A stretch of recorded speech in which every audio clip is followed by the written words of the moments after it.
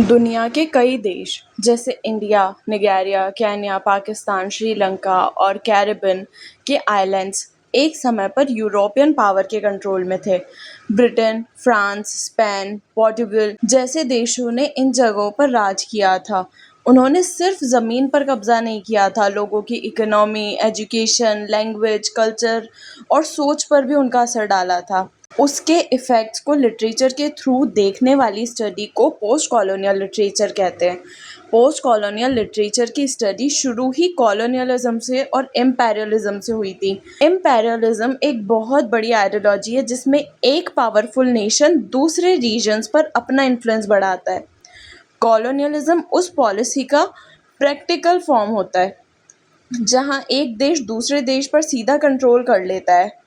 जब कॉलोनाइजर्स आए तो उन्होंने अपनी लैंग्वेज, अपनी एजुकेशन और अपनी वैल्यूज़ को सुपीरियर बताया। धीरे धीरे लोकल लोगों को लगने लगा कि उनके अपने कल्चर और ट्रेडिशंस कम इम्पॉर्टेंट है। यहीं से आइडेंटिटी क्राइसिस का कॉन्सेप्ट आया। कॉलोनाइज्ड लोग सोचने लगते हैं कि वो असल में कौन है, क्या वो अपनी नेटिव कल्चर को फॉलो करें या कॉलोनाइजर्स की कल्चर को। इसी कन्फ्यूजन को आइडेंटिटी क्राइसिस कहा जाता है। इससे जुड़ा हुआ कॉन्सेप्ट है डबल कॉन्शियसनेस का। यहाँ पर एक इंसान एक वक्त पे दो अलग अलग आइडेंटिटीज़ के बीच में जीता है। कॉलोनाइजर्स ने ईस्ट को अक्सर बैकवर्ड, सिविलाइज्ड और एग्जॉटिक बताया है। इस बात को सबसे पहले डिटेल में समझाया एडवर्ड सैड ने अपनी फेमस थ्योरी ओरिएंटलिज्म में। उन्होंने बताया कि वेस्ट ने ईस्ट की इमेज जानबूझकर ऐसी बनाई ताकि अपना डोमिनेशन जस्टिफाई कर सके। जब किसी ग्रुप को इन्फीरियर या डिफरेंट दिखाया जाता है तो उसे अदरिंग कहते हैं। कॉलोनियल डिस्कोर्स में नेटिव्स को द अदर बना दिया गया था। फिर आते हैं फ्रेंड्स फैनन। फैनन ने बताया कि कॉलोनियलिज्म सिर्फ इकोनॉमिक या पॉलिटिकल प्रॉब्लम नहीं होती है, वो साइकोलॉजिकल प्रॉब्लम भी होती है। कॉलोनाइज्ड लोग कभी कभी कॉलोनाइजर्स को सुपीरियर समझने लग जाते हैं और ख़ुद को इन्फीरियर समझने लग जाते हैं। उनकी books black skin, white mask और the rest of the earth post colonial studies की फाउंडेशन मानी जाती है। इसके बाद स्टडी में होमी भाभा का बहुत बड़ा रोल आता है। उन्होंने बताया कि कॉलोनियल रिलेशनशिप इतने सिंपल नहीं होते हैं कि एक साइड पावरफुल और दूसरी पावरलेस हो। कॉलोनाइज्ड लोग कॉलोनाइजर्स की लैंग्वेज और हैबिट्स को कॉपी करते हैं। इस प्रोसेस को मिमिक्री कहते हैं, लेकिन ये कॉपी कभी परफेक्ट नहीं होती है। इस वजह से कॉलोनाइजर्स भी अनकंफर्टेबल हो जाते हैं।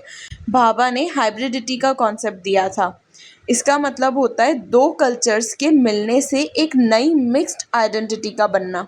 उन्होंने एम्बिवेलेंस का भी कॉन्सेप्ट दिया था, जहां कॉलोनाइज्ड और कॉलोनाइजर दोनों एक दूसरे के प्रति अट्रैक्शन और रेजिस्टेंस दोनों फील करते थे।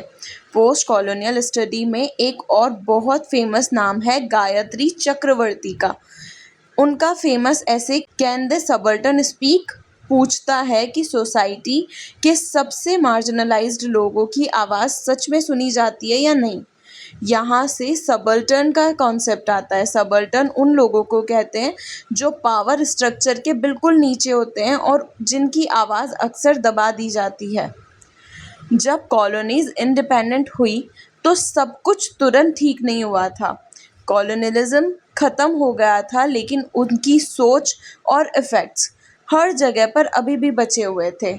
इस प्रोसेस को समझने के लिए डीकॉलोनाइजेशन और न्यू कॉलोनिज्म जैसे कॉन्सेप्ट पढ़ने पड़ते हैं। डीकॉलोनाइजेशन पॉलिटिकल फ्रीडम का प्रोसेस है और न्यू कॉलोनियलिज्म बताता है कि फ्रीडम के बाद भी पावरफुल कंट्रीज इकोनॉमिक और कल्चर इन्फ्लुएंस के थ्रू कंट्रोल रख सकती है।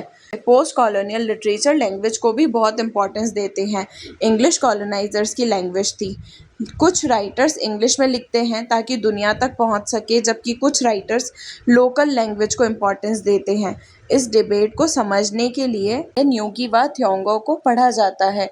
उन्होंने आर्ग्यू किया था कि नेटिव लैंग्वेजेस में लिखना कल्चरल फ्रीडम का हिस्सा है।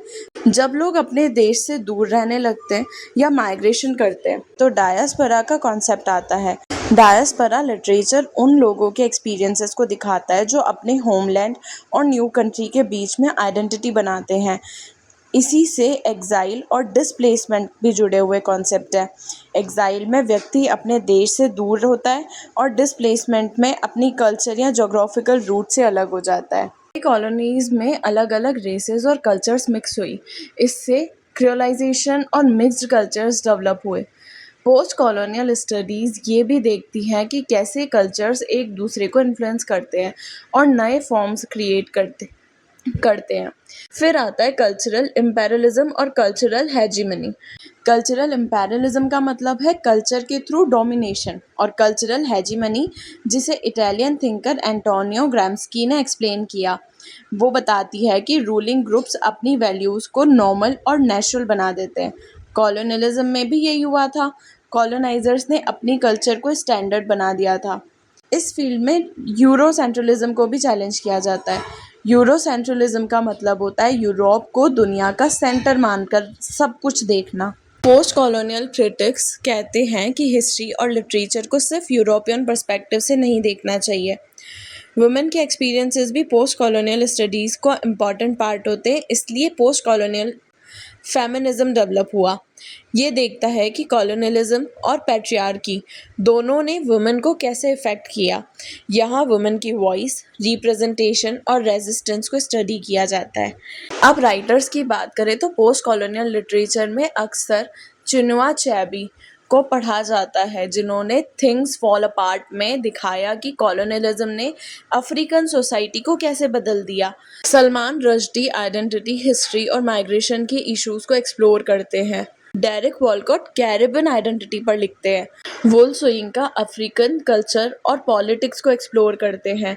कमला दास आइडेंटिटी और जेंडर के इश्यूज को हाईलाइट करती है। होप आपको ये अच्छे से समझ आ गया होगा। अगर आपको कोई डाउट है तो आप पूछ सकते हैं। अगर आपके लिए ये वीडियोस यूजफुल हो रही है तो please do subscribe my channel, share my videos. Thank you so much.